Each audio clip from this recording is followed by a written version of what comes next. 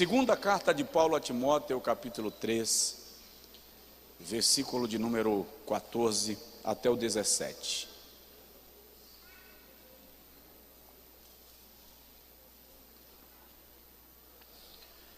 Essa madrugada eu acordei às 5h40 da manhã. Essa manhã, não era madrugada mais, né?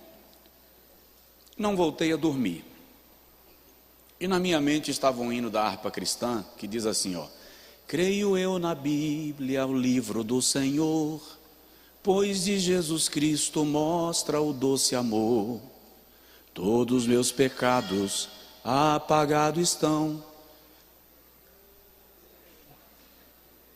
paz e gozo tenho em meu coração. Tá? Isso é de 1900 e antigamente, da idade do pastor Manassés. Eu quero falar hoje sobre por que eu creio na Bíblia. Nós estamos há 60 dias e não vou concluir hoje, mas na próxima terça a gente conclui esse estudo sobre as Sagradas Escrituras. Depois eu quero falar sobre uma outra doutrina fundamental da nossa fé, mas é culto de doutrina e eu quero focar nisto, tá? Porque eu creio na Bíblia. Levante assim a sua Bíblia, por favor. Levante assim.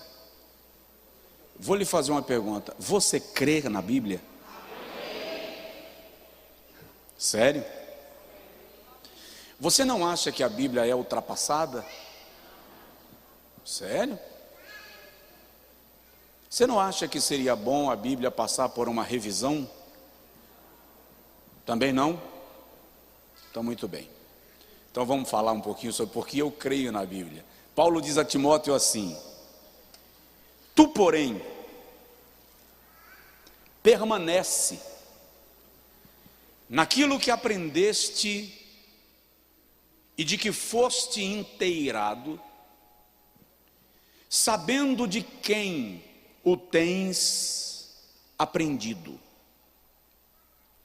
e que desde a infância sabes as sagradas letras, que podem fazer-te sábio para a salvação pela fé que há em Cristo Jesus. Toda a Escritura é divinamente inspirada e proveitosa para ensinar, para redarguir, para corrigir, para instruir em justiça, para que o homem de Deus seja perfeito e perfeitamente instruído para toda boa obra. Diga amém. Pode sentar em nome de Jesus. Eu fiz algumas anotações e quero me utilizar delas para falar sobre por que eu creio na Bíblia. É óbvio, nós estamos vivendo um tempo de muito materialismo, de muito secularismo, e muitos estão questionando a atualidade e até a inspiração das Sagradas Escrituras. E hoje à tarde, enquanto lia e rabiscava, eu comecei a dizer para mim mesmo: por que eu creio na Bíblia? E eu respondi a mim mesmo: porque ela não é o resultado da visita de um anjo a um homem espiritualizado. Por que eu creio na Bíblia? Porque ela não é o resultado da visão dada a alguém em transe. Porque eu creio na Bíblia? Porque ela não é o resultado de um rebuscado, de um religioso, seja ele pastor, papa ou rabino. Porque eu creio na Bíblia, porque ela é o resultado da inspiração divina sobre mentes e corações de homens que sequer tiveram o direito de omitir os seus próprios erros. A prova de que a Bíblia não é um livro de origem humana é que os seus escritores não conseguiram esconder os seus próprios fracassos. Eles escreveram sobre os seus próprios delitos, demências e divagações. É claro, nós estamos falando da Bíblia há algumas semanas e é importante pensar na Bíblia sob duas perspectivas. A primeira é pensar na Bíblia como o livro. A segunda é pensar na Bíblia como a mensagem. Como o livro, nós estudamos aqui algumas semanas atrás, falando da sua estrutura e organização literária. Até para que você consiga manuseá-la de maneira mais eficaz, obtendo melhor resultado do seu estudo, da sua pesquisa e do seu crescimento em conhecimento. Hoje, em não muito tempo, eu quero falar um pouco da Bíblia como a palavra de Deus, a mensagem de Deus ao coração do homem. E é bom lembrar que o estudo da Bíblia tem por finalidade o conhecimento de Deus. Deus é o centro da Bíblia, desde o seu primeiro versículo até o último. Aliás, a Bíblia já começa dizendo: no princípio criou Deus. Então, tudo começa nele. Tudo é para ele e por ele. De modo que todo aquele que estuda a Bíblia deve ter por propósito conhecer a Deus. Porque aquele que conhece o livro, mas não conhece a Deus, não viverá a experiência que a mensagem do livro lhe propõe. Nem o propósito de Deus é que alguém conheça o livro sem conhecê-lo. Se chegarmos a conhecer todo o livro sem o conhecimento de Deus, teremos errado em nosso propósito. Oséias, capítulo de número 6, versículo de número 3, diz: conheçamos e prossigamos em conhecer ao Senhor. Jeremias, capítulo 9, versículo 23, o Senhor diz assim: se alguém quiser gloriar-se, glorie-se em me conhecer. Então, toda a nossa glória, toda a nossa alegria, satisfação e plenitude deve ser no fato de conhecermos a Deus. E aliás, é muito triste perceber que muita gente na igreja conhece a religião, mas não conhece a Deus. E muita gente nas academias, me refiro agora ao mundo acadêmico, conhecem o livro, mas não conhecem o Deus revelado no livro. Muita gente no ambiente religioso fala de Deus, mas não sabe quem é Ele. Aliás, Jó mesmo disse um certo dia: eu te conhecia de ouvir falar, agora os meus olhos te contemplam. Porque o que fundamenta, chancela, valida, justifica o conhecimento do livro é o conhecimento de Deus, que deseja se revelar para nós através da sua palavra. E é muito interessante, esse é um culto de doutrina, culto da palavra. Quem tem o Espírito de Deus aceita a Bíblia como palavra de Deus sem necessitar de provas e argumentos. Vou repetir. Quem tem o Espírito de Deus reconhece a Bíblia como a palavra de Deus sem necessitar de provas e argumentos. O mesmo Espírito comunica no coração daqueles que o têm a revelação de Deus pelas Sagradas Escrituras, de modo que a Bíblia não carece de prova legal de que ela é a palavra de Deus. O pastor Antônio Gilberto, pastor e mestre, um dos maiores teólogos do mundo, diz assim: apresentamos algumas provas da Bíblia como a palavra de Deus, não para crermos que ela é divina, mas porque cremos que ela é divina. Paulo diz: toda a Escritura é divinamente inspirada e proveitosa. E gera uma satisfação profunda no coração de um crente genuíno quando ele tem o privilégio de apresentar a Bíblia como a palavra de Deus. Não faz muito tempo eu me deparei num almoço com uma senhora, uma autoridade, ativista do movimento feminista, revoltada com a Bíblia, porque a Bíblia é um livro machista. E eu disse para ela: que pena que te explicaram a Bíblia de forma errada. Nenhum livro na história defende, protege, eleva e honra as mulheres como a Bíblia. E dei uma passeada com ela na Bíblia, desde o Gênesis até chegar lá em Pedro. Por isso que Santo Agostinho disse certa feita que se você encontrar alguma coisa errada na Bíblia, não pense que houve erro.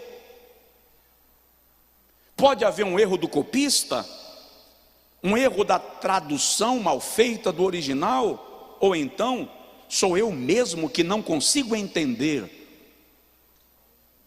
Mas na Bíblia, como palavra de Deus, você não vai encontrar o erro da Bíblia. Copista, o tradutor ou o estudante está lendo de maneira atravessada e precisa compreender melhor. A Bíblia é um livro belíssimo, extraordinário, encantador, apaixonante. E o mais extraordinário, quanto mais você a lê, mais você se conscientiza de quão profunda, extraordinária e espiritual ela é. Grande problema nosso é que nós não lemos a Bíblia como o advogado lê a Constituição, como o médico lê os tratados da medicina, como o engenheiro precisa estudar e calcular a sua planta. Nós queremos ler a Bíblia como os esotéricos leem os signos, como os romancistas leem romances, como os noveleiros veem novela. A Bíblia é um livro de constituição.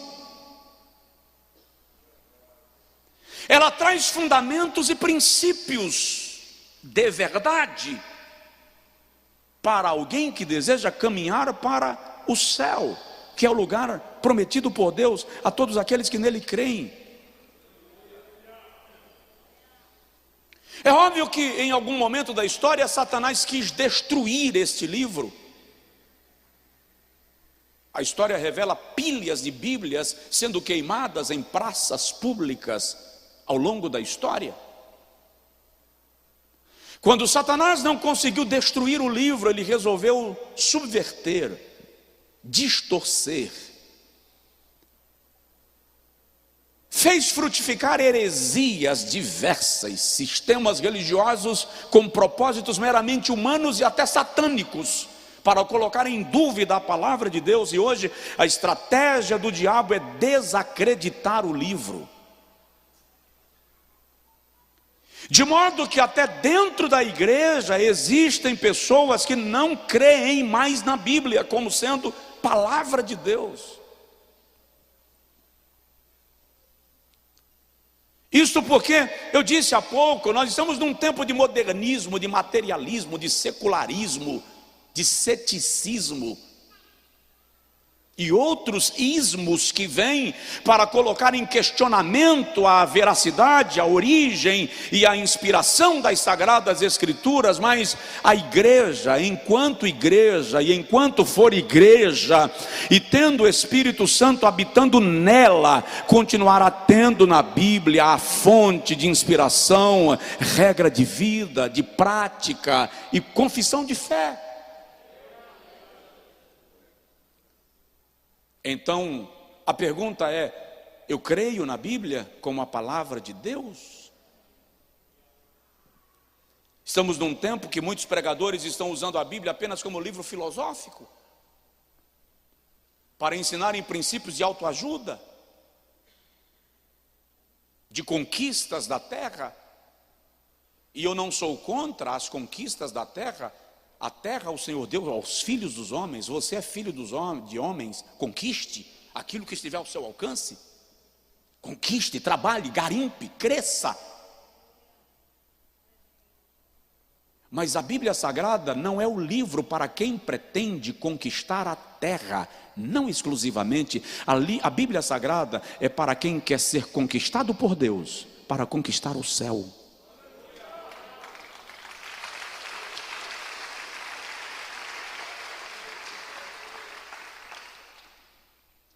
Então, por que eu creio na Bíblia? Primeiro, por causa da sua expiração. Expiração. Vou explicar. Creio na Bíblia porque ela é resultado da operação divina, influenciando aqueles que tomaram a pena e a tinta para escrever as suas verdades e os seus preceitos. Eles foram capacitados por Deus para receberem a revelação das verdades divinas, a fim de compartilhá-las conosco. E eu vou repetir, é tão divino que eles sequer tiveram a oportunidade de omitir os seus próprios fracassos. Não tiveram a chance de optar pelo que deveria ser escrito e o que não. O Espírito lhes leva a escrever pela compreensão do que o Senhor está manifestando, de modo infalível, carregados de autoridade, cheios da presença de Deus. Paulo, no texto que nós lemos, diz: toda a Escritura é divinamente inspirada. Note que Paulo está falando aqui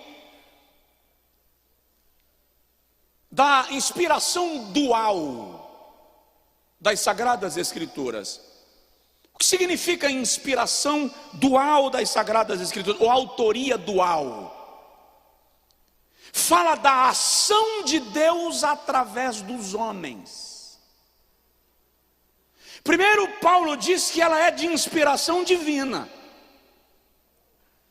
A palavra grega que o apóstolo utiliza aqui para falar de inspiração divina é theopneutos, o Espírito de Deus, vento de Deus, sopro de Deus.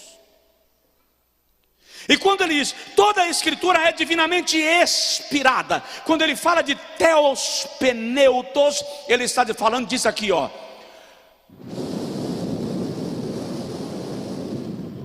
É incrível, Paulo não está falando de inspiração, ele está falando de expiração. Qual a diferença? Quem inspira, sopra para dentro. Quem expira, sopra para fora. Paulo está dizendo que o Espírito de Deus soprou para fora, no coração e mentes daqueles que estavam escrevendo o texto que o sopro de Deus ia lhes trazendo como manifestação da vontade de Deus para mim e para você. Mas é Deus quem está soprando. Porém, Pedro, falando desse mesmo conceito da autoria dual da Bíblia, na segunda epístola, capítulo 1, versículo 20 e 21, ele diz: nenhuma escritura é de particular interpretação, porque homens de Deus falaram movidos pelo Espírito de Deus. Enquanto Paulo usa o termo theospeneutos para falar de Deus soprando nos homens que escreveram, o termo grego que Pedro usa aqui é pero, que significa movidos por. Ele está dizendo que homens santos falaram movidos por, conduzidos por. Por quem? Pelo Espírito de Deus.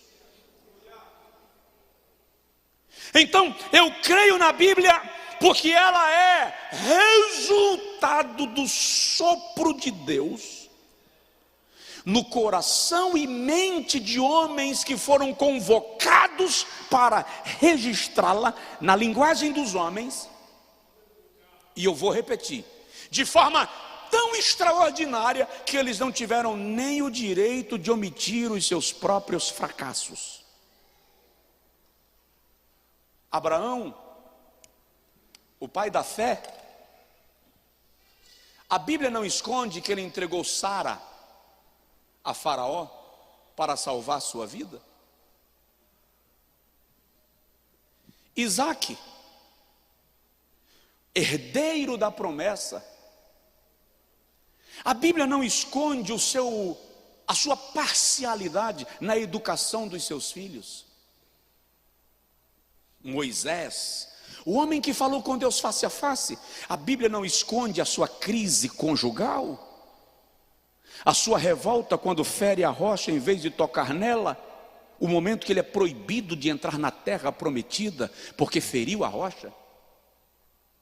Davi, o homem segundo o coração de Deus, a Bíblia não esconde o seu deslize com Batseba, o seu crime de sangue contra Urias.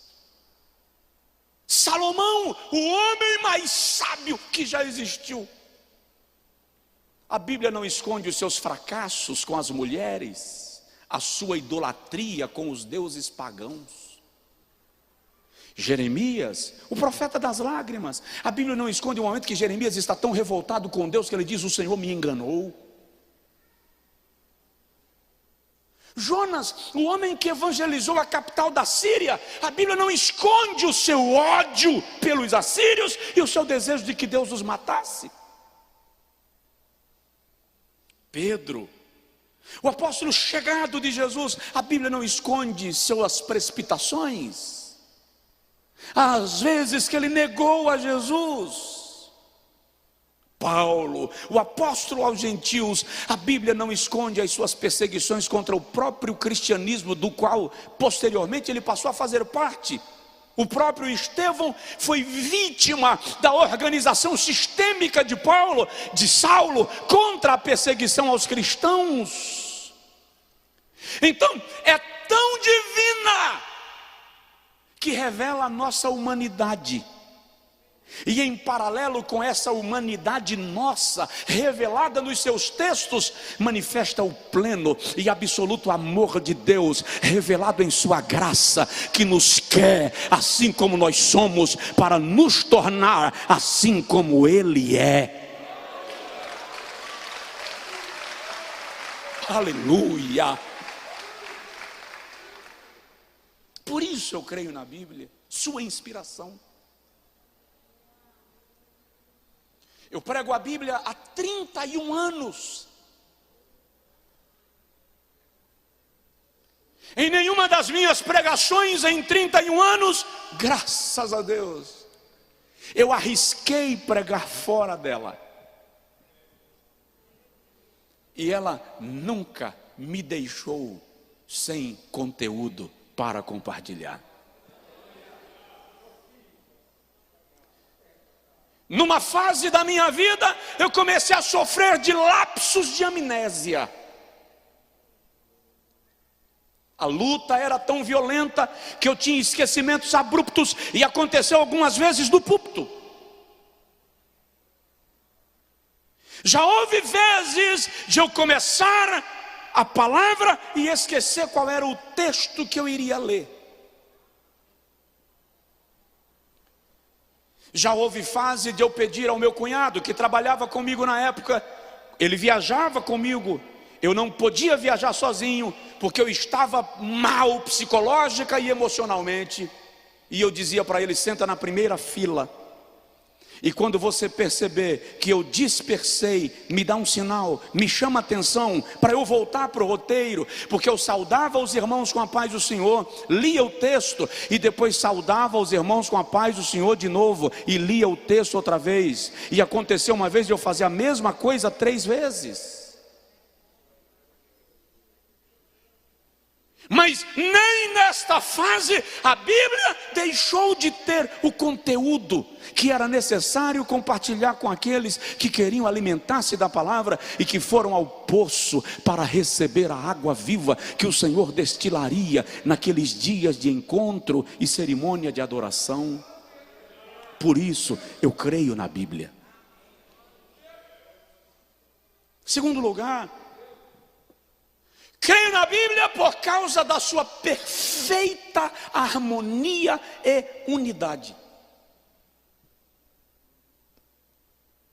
A Bíblia é tão harmoniosa e tão orquestralmente sincronizada em suas afirmações, que até as suas aparentes contradições não deslocam a sua inspiração. Observe uma coisa: todo o texto sagrado foi escrito por aproximadamente 40 homens. 66 livros elaborados ao longo de aproximadamente 1.600 anos. E as afirmações não se contradizem. A Bíblia tem harmonia e unidade em sua doutrina, em seus princípios e em suas revelações. Esses homens viveram em épocas diferentes, em regiões diferentes, em circunstâncias diferentes. E alguns deles nem sabiam dos textos que já haviam sido escritos, e quando eles escrevem, e esses pergaminhos se encontram, eles não se chocam, se completam. Pegue os 40 melhores escritores do planeta hoje, com todo o acesso à tecnologia e à informação que eles têm, e os separe. Você não estará separando no tempo, separe apenas geograficamente, e diga para eles: ao final do tempo X nós queremos 40 livros. Pega esses 40 livros e une, e vê se você consegue fazer uma sequência de pensamento. Você vai encontrar uma miscelânea que vai parecer um tapete de retalhos. Mas a Bíblia, escrita assim por 40 homens que não eram os 40 melhores escritores da terra, distantes no tempo e no espaço, no nível cultural e nas circunstâncias que viviam. Quando você une os 40 textos, você encontra uma sequência de pensamento, afirmando e reafirmando aquilo que já foi dito.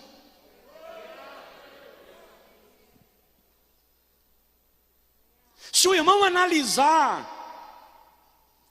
que esses escritores tinham as mais diversas atividades profissionais. Moisés era estadista, general e catedrático.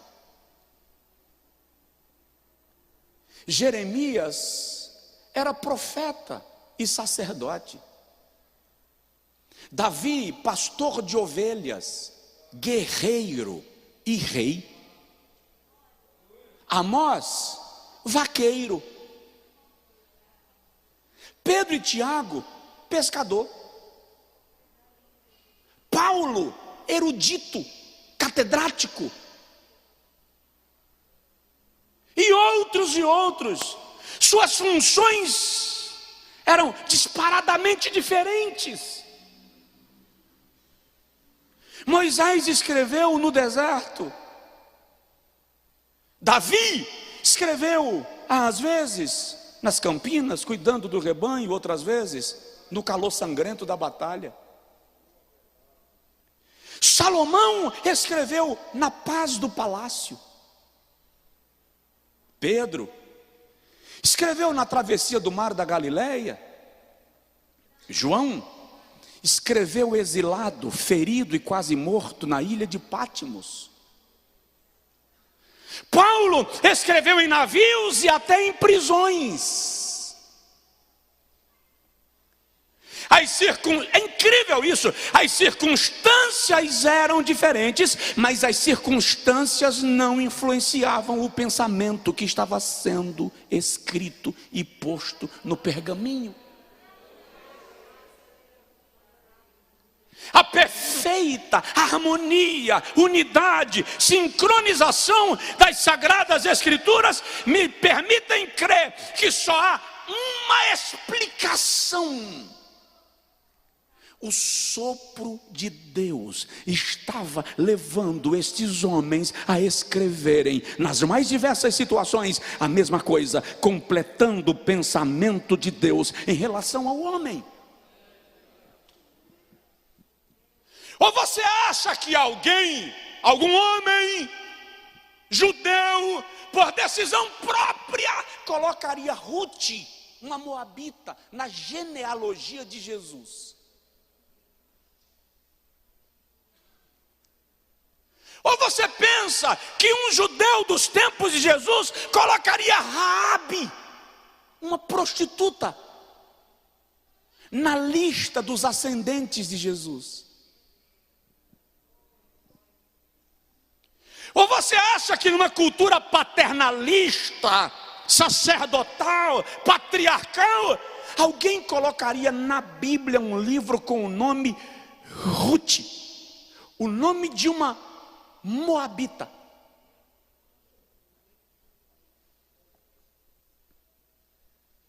Algum escritor, porventura, escreveria sobre a mulher samaritana? Ela não era judia, ela era inimiga dos judeus, e as maiores revelações do Evangelho são dadas àquela mulher à beira do poço de Jacó.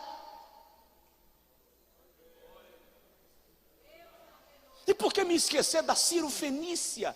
Jesus extrai com a Ciro Fenícia lições extraordinárias do Evangelho. Olha só, ela vem gritando, alguém diz: mestre, manda ela calar a boca, porque ela vem gritando atrás de nós. Aí Jesus diz assim: eu não vim senão as ovelhas perdidas da casa de Israel. Ele está dizendo: não tem nada a ver com ela, ela não é da casa de Israel.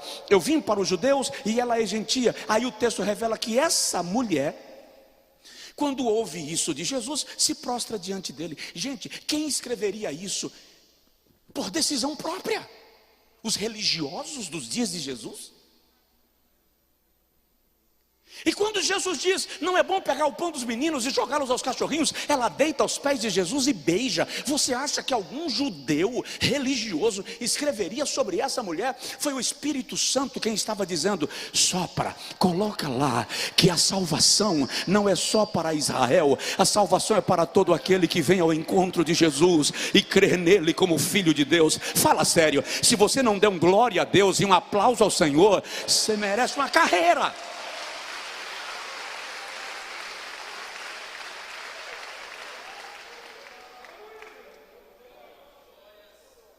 Só é possível entender e compreender a Bíblia como sendo palavra de Deus.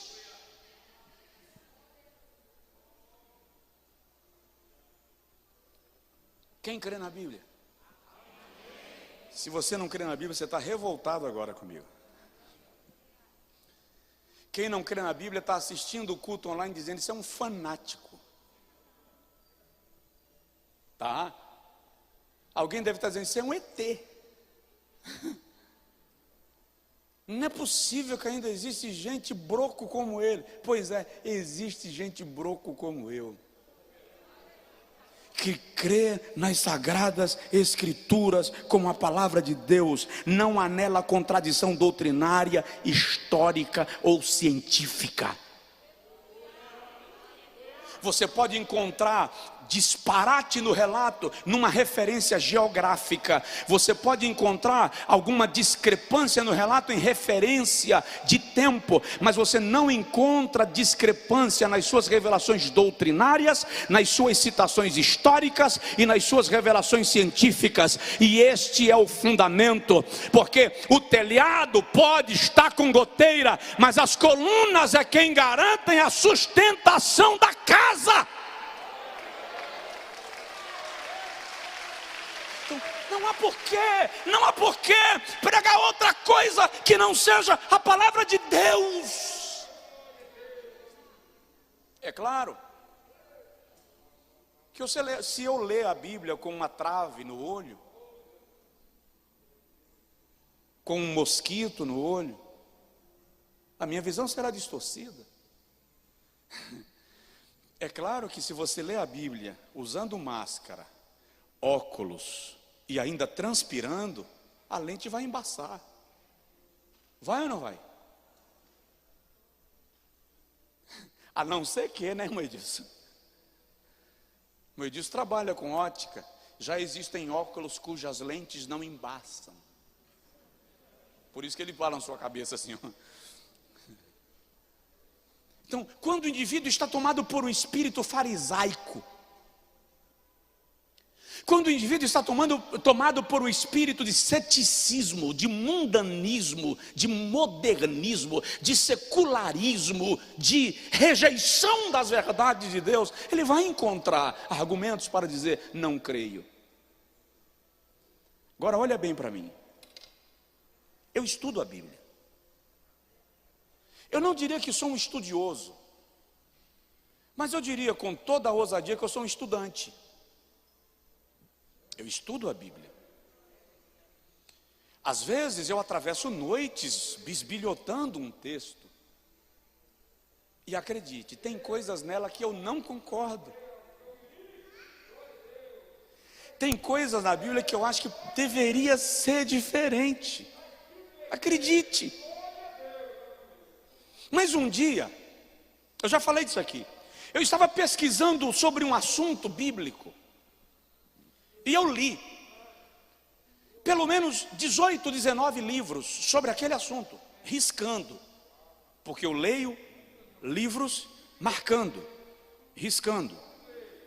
Não me peça meu livro emprestado, eu vou lhe dizer não. Eu vou lhe dizer onde eu comprei. E a depender da situação, se você quiser muito meu livro emprestado, eu vou lá onde eu comprei um e vou lhe dar um de presente.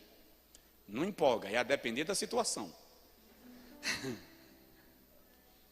Por que eu não gosto de emprestar meus livros? Porque existem anotações nele que às vezes são os meus pensamentos.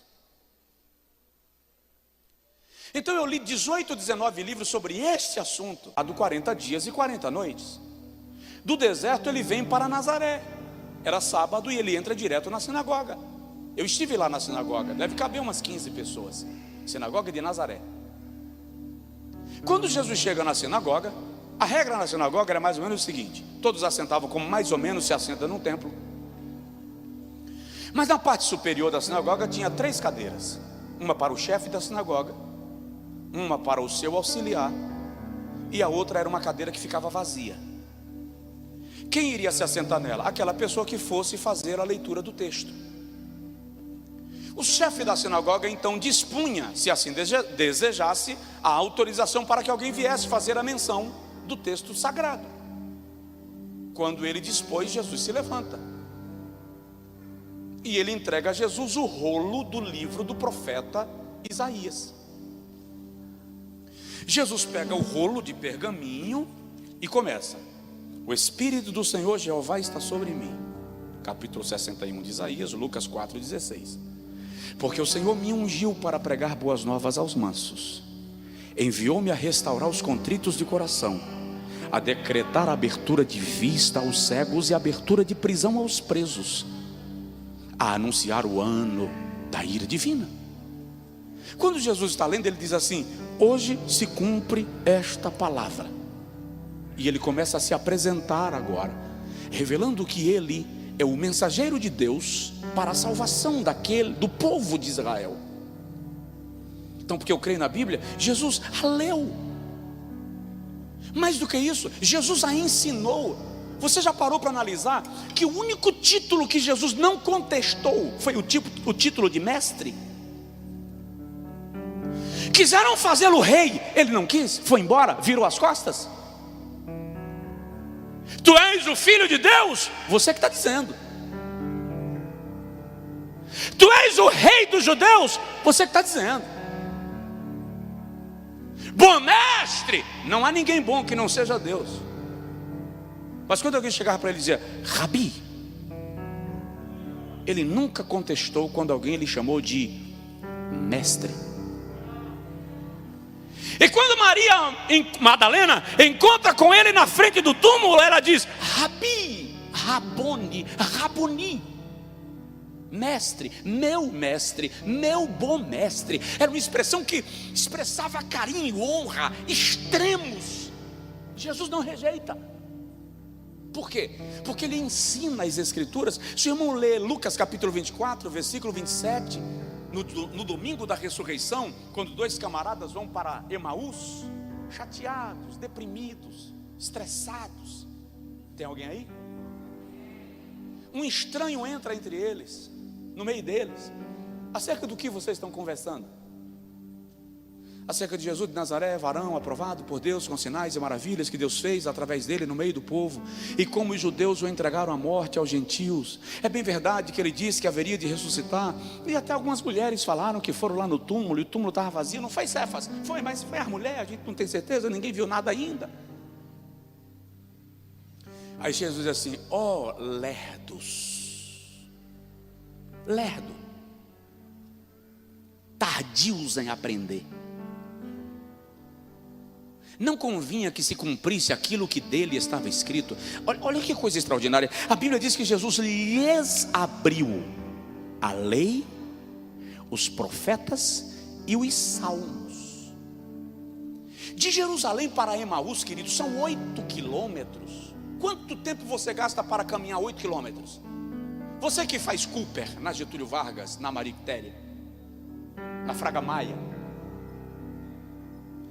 para andar 8 quilômetros, vamos dizer que você gaste 1 hora, 1h30, 2 horas. Os camaradas saíram de Jerusalém de manhã cedo, diz o texto, e só chegaram em Emaús à noite. Por que a viagem ficou longa? Porque de vez em quando o professor parava, para a turma, para todo mundo, vamos conversar. E começava a destrinchar. O texto diz que ele lhes abriu as escrituras. Sabe como se desfia frango? Para fazer estrogonofe?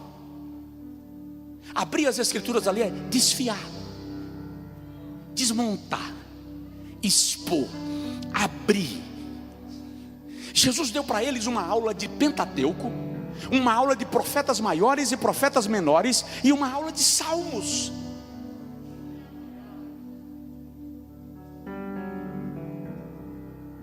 Então Jesus prega as escrituras, lê as escrituras, Jesus ensina as escrituras.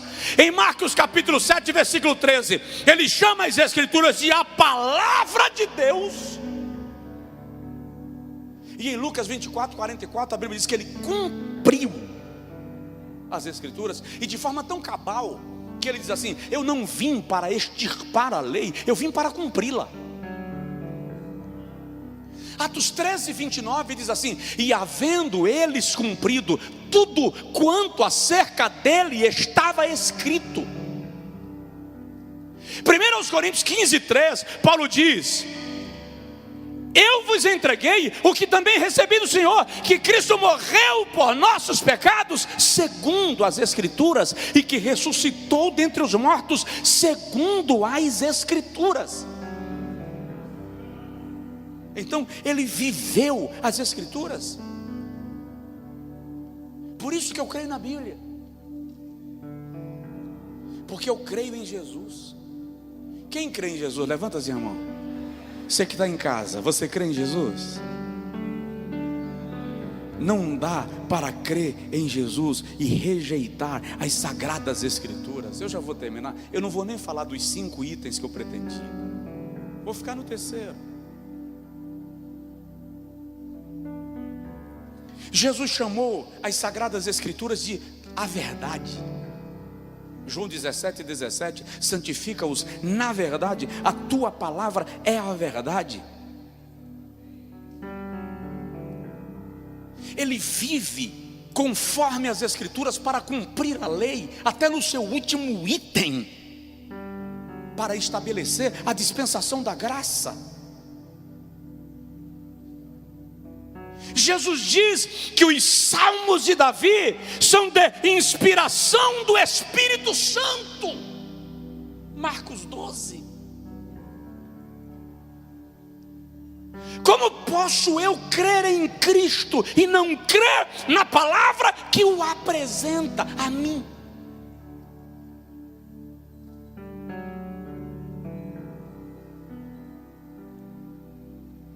Ah, pastor, mas é bom lembrar que Jesus só falou do Antigo Testamento, tá? Satanás um dia chegou para ele e disse assim: se você é filho de Deus, transforme pedra em pão. Deus nunca manda você transformar pedra em pão, Ele te traz pão. Satanás te dá pedra e diz: te vira e transforma. Deus te dá pão e diz: senta e come. Aí Jesus usa a Bíblia e diz assim: nem só de pão viverá o homem. Deuteronômio 8:3.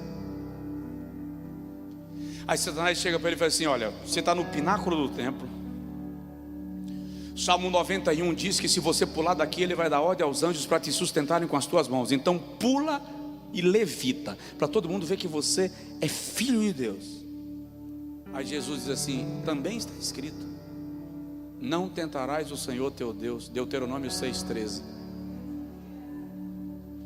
Aí Satanás pega Jesus e leva-o a algum lugar nas alturas e mostra todos os reinos do mundo e a glória deles, e diz para Jesus: eu te dou tudo isso se você me adorar só um pouquinho. Negócio bom para nós dois, eu ganho e você ganha. Você me adora e eu te dou poder. Jesus olhou para ele e fez assim: cai fora. Porque o texto diz assim: vai-te, sai fora, vai embora, vai para o seu lugar, vai comer pedra, porque está escrito: ao Senhor teu Deus adorarás e só a Ele servirás. Deuteronômio 6:16, está escrito.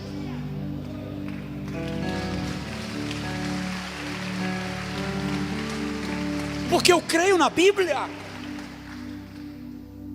Por que eu acho que não é a Bíblia que precisa de reforma? Porque eu sei que sou eu que preciso de transformação. Acontece que quando eu não gosto daquilo que exige que eu me transforme, eu quero mudar as coisas para que elas se adequem a mim.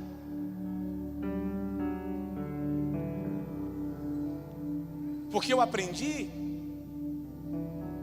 que se eu posso criar alimentos transgênicos, e se eu posso fazer e gerar crianças pela fertilização, e se eu posso mudar o modelo das coisas e o cenário e a paisagem, e se eu posso mudar tudo, por que eu não posso mudar um livro? Porque Deus deu ao homem poder, mas também estabeleceu limites. Não importa quão poderoso o homem se torne, ele jamais será Deus. E é aí que está a questão. Existem coisas que só Deus pode fazer, alterar, ajustar.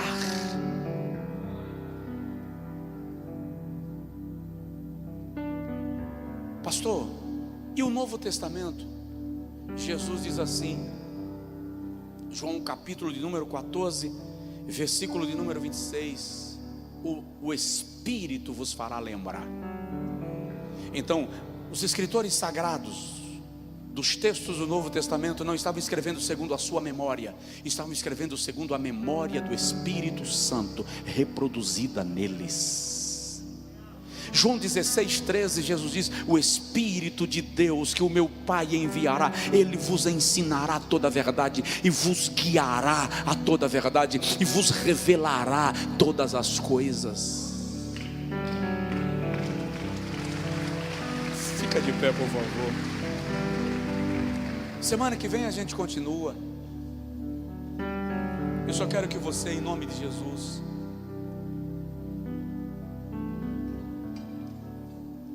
não se deixe influenciar por esse modismo de questionar a Bíblia só porque ela questiona você.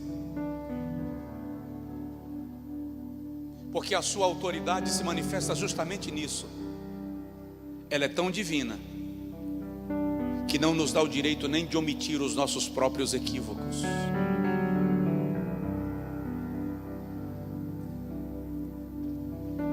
Você é membro de uma orquestra, e a partitura está posta à sua frente. Toda a orquestra vai tocar com a mesma partitura. Você não vai chegar lá e tocar com uma partitura diferente, porque senão o concerto será prejudicado. Você tem uma opção: dizer que não quer participar da orquestra. Você entrou num cruzeiro, e o cruzeiro vai circular pelos oceanos e passar nos pontos mais belos do mundo. Mas em dado momento do cruzeiro você diz assim: eu não quero ir às Bahamas. Você não tem opção de mudar o destino do cruzeiro. Quando você comprou o pacote, você já tinha o roteiro. Você pode até, na parada anterior, descer do cruzeiro e decidir não embarcar. Está me entendendo, não está? Quem vai para o céu não tem o direito de escolher os princípios que nos levam até lá. Você pode até desembarcar, mas se vai para a glória de Deus, o navio é o mesmo, o avião é o mesmo, a via é a mesma. A palavra de Deus é quem nos ensina o caminho. A palavra de Deus é que nos ensina a viagem. Pegue sua Bíblia, por favor. Faça uma oração, segurando ela, se ela estiver aí. Se ela não estiver aí, faça a oração do mesmo jeito. E diga para o Senhor: acende em mim. Fala: acende em mim amor por tua palavra. Acende em mim um desejo profundo de conhecê-la. Acende em mim uma decisão irrevogável de obedecê-la, em nome de Jesus.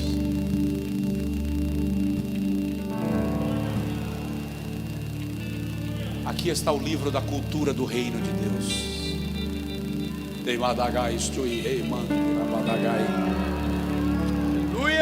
Nós estamos do mundo, mas não somos do mundo. Então a cultura que maestra a nossa vida não é a cultura do mundo, é a cultura do reino de Deus.